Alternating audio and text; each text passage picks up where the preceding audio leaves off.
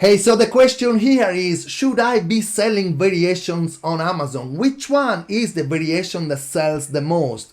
Every single software is giving you this estimated sales per month. Which one is right? So in this video, we are going to dig into variations so you'll have a better idea on what to look for and if to go for that variation or not. So right now I'm in my software, which is telling me that this product in particular has got an estimated sales per month of 3,374. So my D4U wholesale software for Amazon sellers is already giving me an estimated sales per month, which in my mind is just giving me an idea of demand, because the true results are those made by testing products and seeing how long it takes for those test products to sell in your own account. Only then you will have a right estimated figure, right?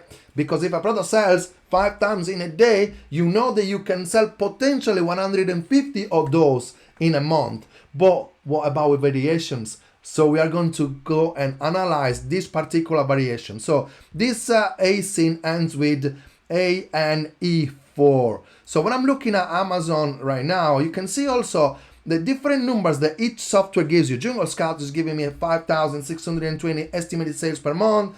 Helium 5357 per month. Celeram 3151. But these are the total estimated sales for all variations of these products. Okay, so which one is the one that sells the most? The best software, which is what we are going to integrate when you hover over my listings. You will be able to see buy box rotation and also which one is the variation that is getting the most sales.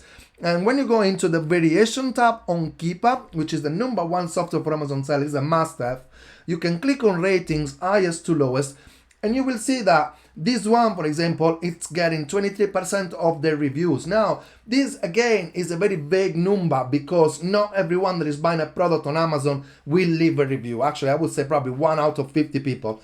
I hardly leave a review, and probably you do too. You know, it's not something, but when there is something that is wrong, everyone is leaving a bad review, right? This is how human beings are usually. But in this case, you can see that the majority of the reviews is going anyway into this listing that ends in XXO. And then the 17% of the reviews are going to this one ending in AN9Y. So the beauty with our service is that even though this particular ASIN is the one ending in NE4, as you can see on the product description somewhere around here, maybe you won't be able to see it because I'm not showing the entire screen, obviously for private reasons. There you go. There you can see that this is the ASIN ending in NE4, right? So when you go back into the variation tabs here on Keepa, you can see that NE4 seems to be getting less reviews and therefore less sales. So should you be getting it? There you go. Is here. It's getting 2%. So if this would be getting 2% of 5,000, it would still be a good amount of sales. However, I like to point at the biggest one, because if I can get hundreds of sales out of a product, I would go and search for this one. So when I clicked on copy and I went back into my software to search for that product, there you go. I found it with another one of our suppliers. So now I know that I can get this product from another supplier of ours, right? So this one comes from D4U, WR. Actually, it's the same supplier. So at the same supplier, we got both variations.